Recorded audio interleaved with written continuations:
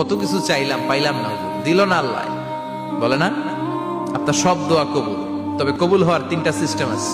কয়টা? চান্দুল্লার ভাইয়েরা মনে থাকবে কয়টা? আপনি যত দোয়া করছেন সব কবুল, কারণ আল্লাহর কাছে কিছু চাইলে আল্লাহ ফিরাইয়া দিতে জানে না। আল্লাহ জানেই না কেমনে ফিরাইয়া দিতে হয়। সুবহানাল্লাহ কোন?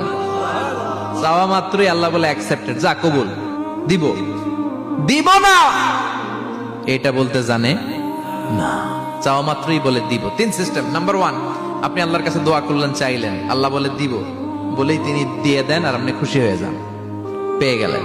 নাম্বার 2, আপনি আল্লাহর কাছে দোয়া করলেন, চাইলেন, তখনও আল্লাহ বলে দিব, তবে এখন না, সবুর, একটু পরে দিব। কখন দিলে আমার জন্য ভালো, আমার চেয়ে ভালো জানে কে, পরে দিবে।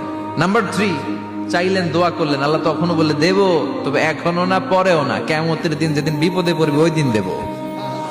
যেদিন তোর বাবা তোরে চিনবে না, তোর মা তোরে চিনবে না, বন্ধু বন্ধুরে চিনবে না, পীর সাহেব মুরিদরে চিনবে না, মুরিদ পীর সাহেবরে চিনবে না, ইমাম সাহেব মুসল্লিরে চিনবে না, মুসল্লি ইমাম সাহেবরে চিনবে না, কেউ কাউরে চিনবে না। ওই কঠিন দিনে তোরে আমি বাঁচাইয়া দেব। তাই দোয়া যা করছেন ছোটবেলা থেকে আজকে পর্যন্ত, লস হয়েছে না লাভ? লস না লাভ?